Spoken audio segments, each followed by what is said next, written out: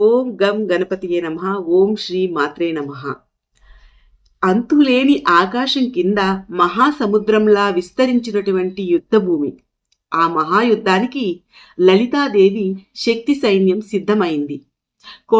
కోటాను కోట్ల గుర్రాలు ఒకవైపు, గజాల గుంపులు ఒకవైపు, వాటిని అధిష్ఠించి నడిపిస్తున్నటువంటి దేవతలు. ఆ మహా సైన్యము, అందులో శక్తిసేన. ప్రతి అడుగు కూడా ఒక గర్జనే. ఇంకా మన మనస్సు, ఆలోచనలు ఎలా నియంత్రించుకోవాలి, వీటన్నింటిని కోసం తెలిపేదే ఈ శ్లోకం అండి. అసలు ఈ లలితా సహస్రనామాలలోని ప్రతి నామము కూడా ఒక అద్భుతమైనటువంటి రహస్య శక్తిని కలిగి ఉంటుందండి. అవన్నీ కూడా మన జీవితానికి ఉపయోగపడేవి. కొన్ని నామాలు మన మానసిక శాంతి కోసమైతే, మరికొన్ని మనలో ఆత్మవిశ్వాసాన్ని పెంచుకోవడానికి, మరికొన్ని జ్ఞానాన్ని పెంచుకోవడానికి, మరికొన్ని భయాన్ని పోగొట్టుకోవడానికి. ఇలా అన్ని రకరకాల నామాలు ఉన్నాయండి. అలా ఎన్నో దాగి ఉన్నాయన్నమాట. ఇప్పటి వరకు మనం 24 శ్లోకాలు తెలుసుకున్నాం కదండి. ఆ వీడియోలను చూడలేని వాళ్ళు ఒకసారి వెళ్ళి నా ఛానల్లో ఉన్నాయి, చూడండి. అలాగే ప్రస్తుతం మనం 25వ శ్లోకాన్ని తెలుసుకుందామండి. అంతకంటే ముందుగా ప్లీజ్ అండి వీడియోని లైక్ చేసి చూడడం స్టార్ట్ చేయండి. ఇంకా లేట్ చేయకుండా వీడియోలోకి వెళ్ళిపోదామండి. 25వ శ్లోకము. సంపత్కరీ సమారూఢ సింధుర వరజ సేవిత అశ్వారూఢాధిష్ఠిత స్వకోటి కోటి బిరావృత. ఇందులో 2 నామాలు ఉన్నాయండి. 66వ నామము సంపత్కరీ సమారూఢ సింధుర వ్రజ సేవిత.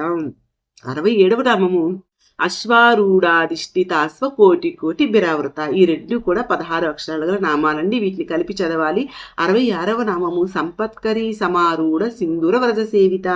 సంపత్కరీ అను దేవత చేత సమారూఢ అధిష్ఠించబడిన లేదా అధిరోహించబడిన సింధూర వ్రజ గజములు లేదా ఏనుగుల సమూహము చేత సేవించబడుచున్నది. సంపత్కరి అనే దేవతచే అధిష్ఠించబడిన అనేక ఏనుగుల చేత సేవించబడుతున్న తల్లి అంటే లలితామాత సేవించబడుతుంది.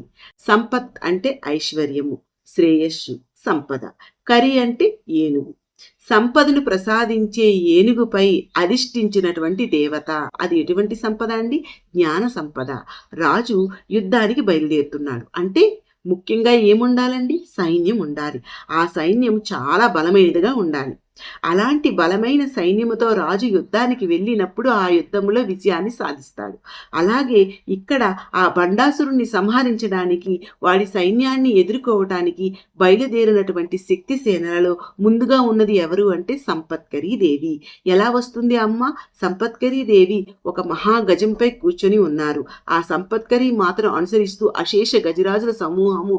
ఆ గజరాజులు బలము, స్థైర్యము వీటికి సంకేతం అన్నమాట.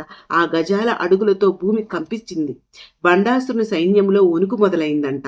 అంతటి వణుకును పుట్టించిన సంపత్కరీ మాత ఎక్కడి నుంచి ఆవిర్భవించింది అంటే లలితామాత అంకుశము నుంచి ఆవిర్భవించిందంట. ఈ అంకుశం అనేది ఏనుగును నియంత్రించే ఒక ఆయుధం. అలా అమ్మ నుండి వచ్చినటువంటి సంపత్కరీ మాత ఏనుగుల దళానికి అధినాయకురాలు. సింధుర వ్రజ అంటే ఏనుగుల సమూహము.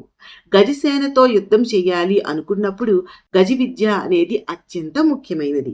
గజ విద్య అనేది ఏనుగుల పెంపకము, శిక్షణ, సంరక్షణ, యుద్ధాలలో వినియోగము. అలానే ఆ ఏనుగులను ఎలా మచ్చిక చేసుకోవాలి, వీటన్నిటినీ తెలిపేది గజ విద్య. ఏనుగులు అనేవి రకరకాలు ఉంటాయండి. భద్రగజం ఇది శాంతము అయితే, మృగగజం ఇది హింసాత్మకమైనవి. ఇలా రకరకాల గజములు ఉంటాయి.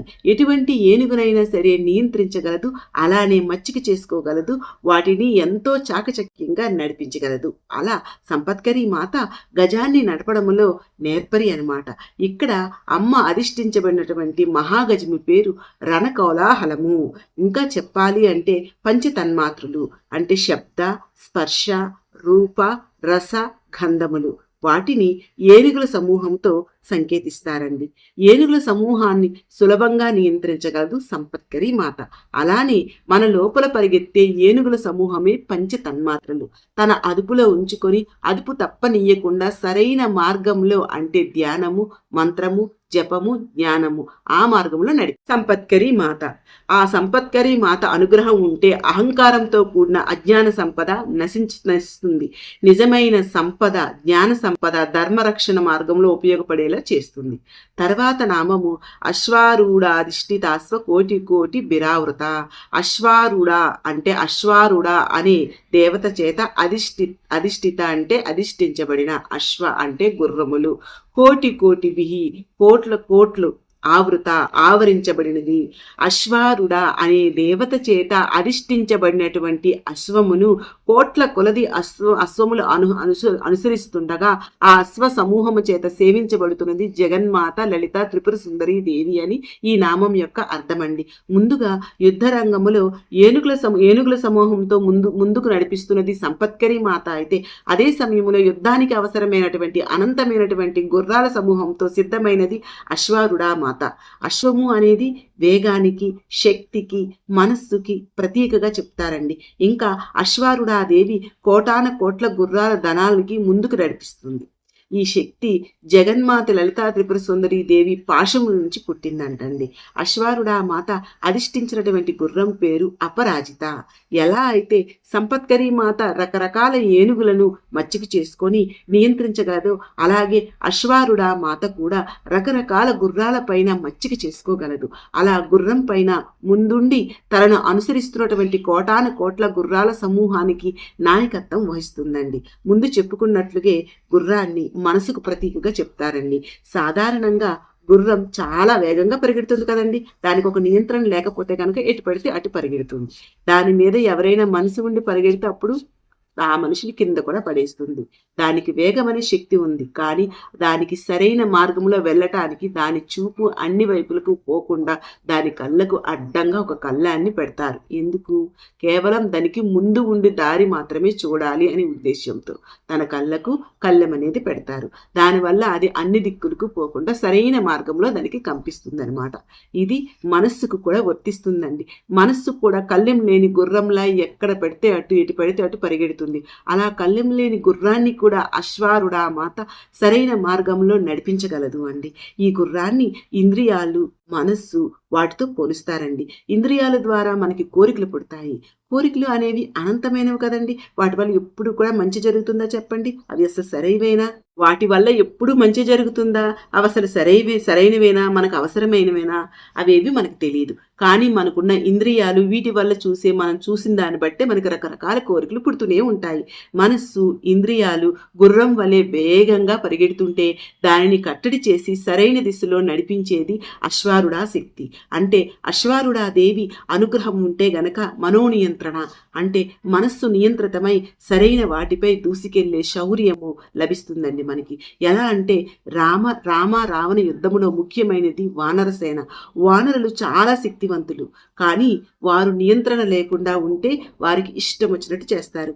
అక్కడ హనుమంతుడు వారిని తన నాయకత్వంలో సేనాధిపతులుగా పనులను అప్పగించారు, నియంత్రించారు.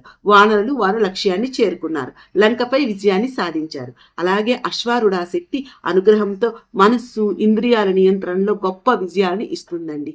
అయితే ఈ శ్లోకాన్ని ఇప్పటి వరకు విన్నారు కదండి. మీకు నచ్చింది అనుకుంటున్నానండి. వీడియో మీకు నచ్చింది అనుకుంటున్నాను. ప్లీజ్ అండి, వీడియో నచ్చితే లైక్ చేయండి, షేర్ చేయండి. నా ఛానల్లో చాలా మంచి వీడియోస్ ఉన్నాయి, వెళ్ళి చూడండి ప్లీజ్ అండి. ఓం శ్రీ మాత్రే నమః.